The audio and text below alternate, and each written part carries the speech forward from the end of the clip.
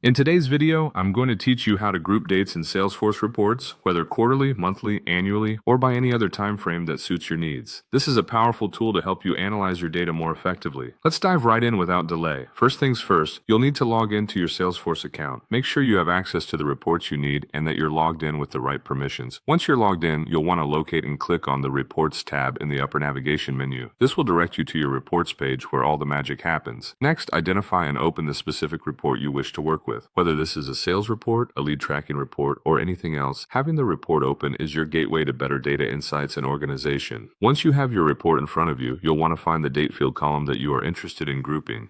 This might be something like the close date if you're working with sales, but it could vary depending on your report's focus. Look for a small drop-down arrow next to the date field header.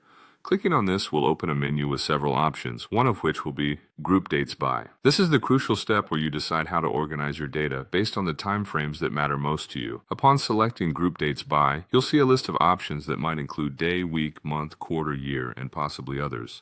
Carefully consider which time frame will give you the insights you need. For instance, choosing quarter could give you a broader view for strategy planning, while month might be suited for more detailed operational insights.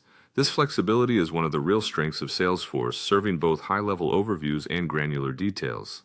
After you've made your selection, watch as the report dynamically updates and regroups the data in real time. You'll notice that the visuals, charts, and possibly even totals within your report adjust to reflect this new organization. This is incredibly useful for tailoring your reporting to different audiences, whether you're presenting to a manager, a team, or even reviewing the data for your personal understanding.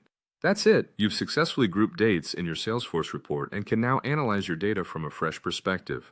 Whether you're exploring trends, identifying patterns, or preparing for future activities, this simple yet effective feature is a game changer. Thank you for joining me today, and don't hesitate to experiment with these settings to see what works best for your specific needs and reporting goals.